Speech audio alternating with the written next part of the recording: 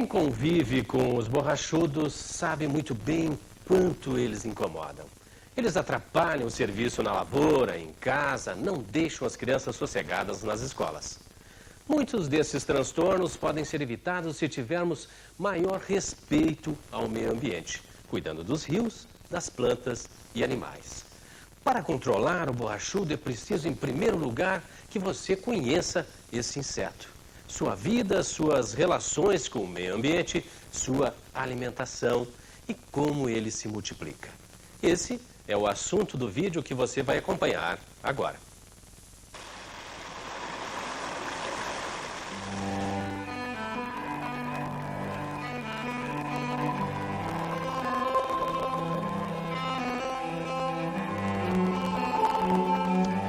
Tudo estava em harmonia.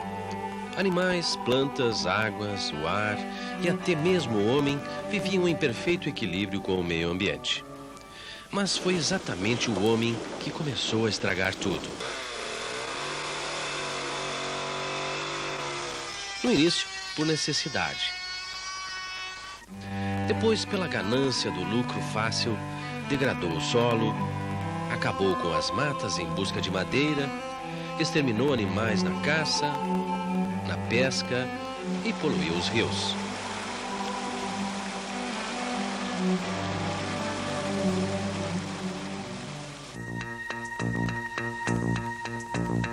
Uma das consequências dessa destruição foi um grande aumento na população de borrachudos.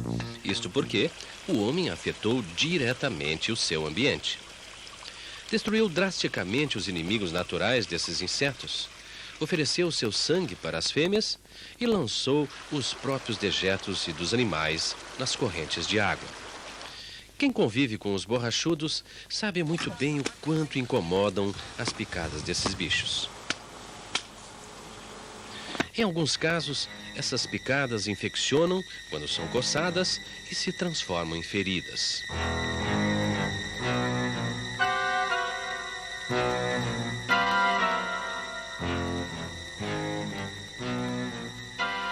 Quando é bastante quente, ele ataca mais. Tem dias até que a gente, nem na hora do meio-dia, no almoço, a gente não pode, né, nem almoçar direito. Tem que estar se batendo dentro de casa. Ah, é terrível. A gente não tem condições de trabalhar. Tu vai para a roça ali, se tu não vai bem protegido, eles te mordem tudo e depois acaba dando ferida. A gente, com criança também, não dá para ir muito para a roça porque não tem condições, eles não dão sossego para a gente.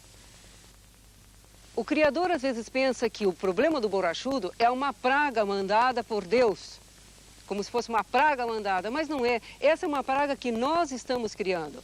Praga criada que podemos parar de criar. Vai depender só da nossa vontade de modificar algumas coisas no manejo dos dejetos principalmente.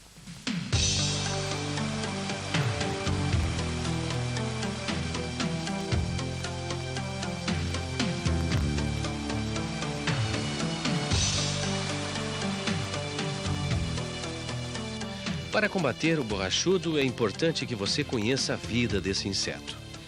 Na classificação que se faz em biologia, o borrachudo pertence à família dos simulídeos.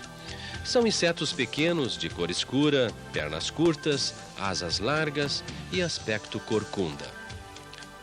Queremos apenas lembrar a você que o tamanho do borrachudo adulto mostrado neste vídeo foi aumentado várias vezes por lentes especiais. Na verdade, ele não é tão grande assim, mas os problemas que causa, este sim, podem ser considerados bem grandes.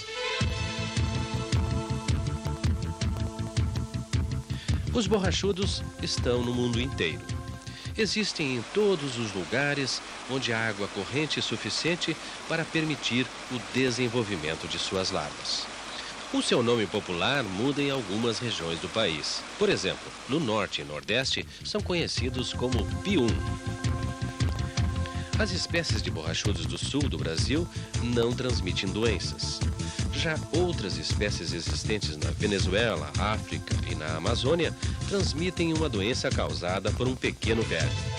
Essa doença é chamada de oncocercose ou cegueira dos rios, pois no estágio avançado causa cegueira.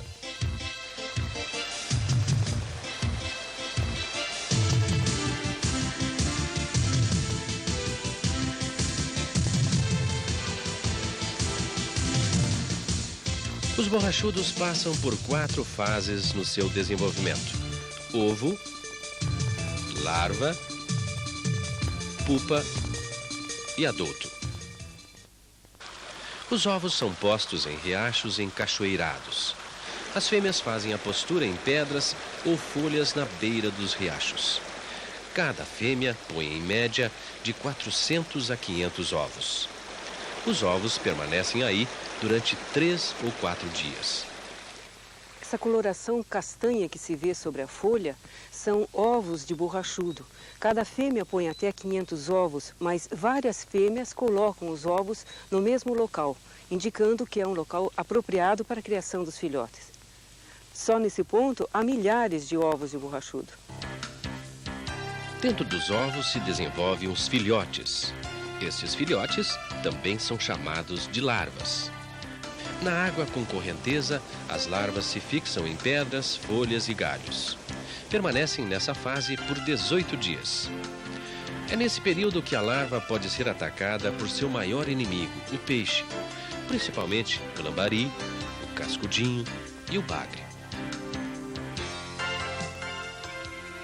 Se o rio estiver poluído, não haverá peixes.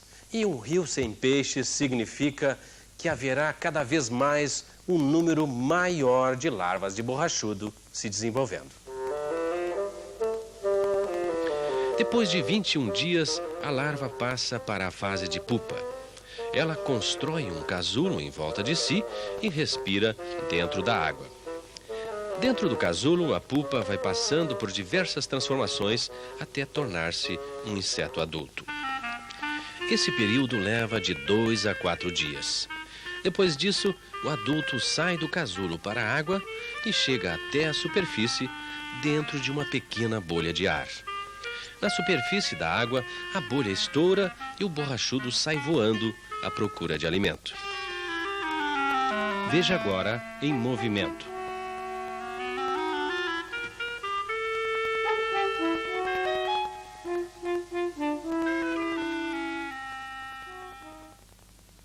O borrachudo adulto pode viver, em média, 18 dias. Nesse tempo, se reproduz e deixa os ovos em riachos, repetindo o seu ciclo de vida.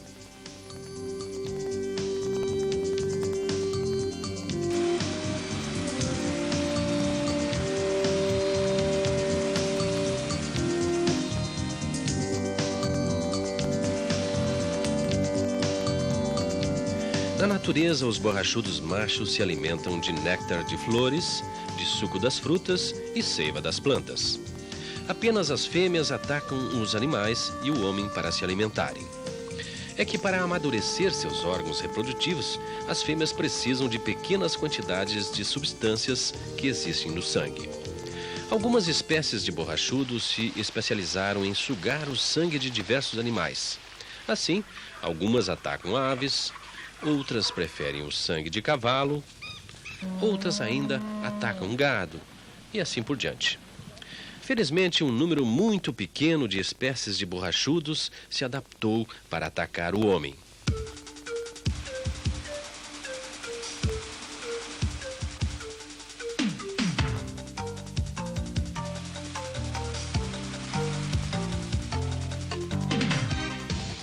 As larvas de borrachudo comem microalgas que crescem dentro da água, bactérias e detritos orgânicos provenientes de dejetos.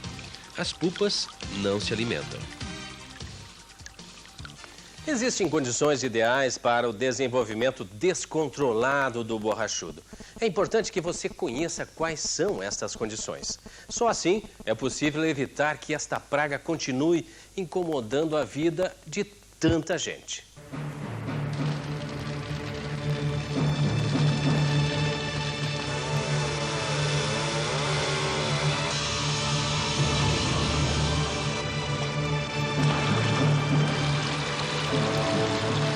O aparecimento do borrachudo é resultado de um desequilíbrio ambiental. A principal causa é a poluição dos rios. Veja o que está provocando esta poluição e evite que aconteça na sua comunidade. Todo tipo de resíduos como lixo, animais mortos e outros jogados nas sangas e nos rios. Esterco de animais amontoado perto das instalações que é levado pela chuva até as sangas e riachos. Esterqueiras que vazam para dentro dos rios. Águas usadas na cozinha e do banheiro escorrendo diretamente para os rios e sangas. Existem ainda outras causas como a água da limpeza de bombas de inseticida depositada nas fontes de água. Isto provoca a mortandade de peixes e outros inimigos naturais do borrachudo. O desmatamento descontrolado. A falta de árvores diminui os locais de abrigo de alguns inimigos naturais do borrachudo, como os passarinhos e insetos predadores. Aqui nós estamos vendo uma situação comum em muitas propriedades. Um açude com a saída de água, formando um pequeno riacho, mas trazendo de lá a água rica em matéria orgânica, dando condições de alimentar centenas e milhares de larvas. Nesse riacho nós colocamos pedras para medir o número de larvas por 100 centímetros quadrados. E chegamos a encontrar até 1.700 larvas, com uma média de 700 larvas por 100 centímetros quadrados. É uma situação absurda, de total desequilíbrio.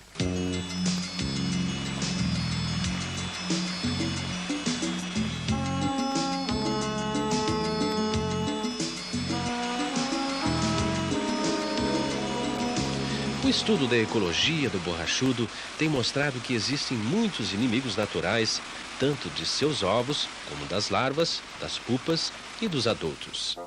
Esses inimigos naturais ajudam a diminuir a população do borrachudo. Por exemplo, peixes e larvas de libélulas comem larvas de borrachudo. Passarinhos, sapos e rãs se alimentam do próprio borrachudo na fase adulta.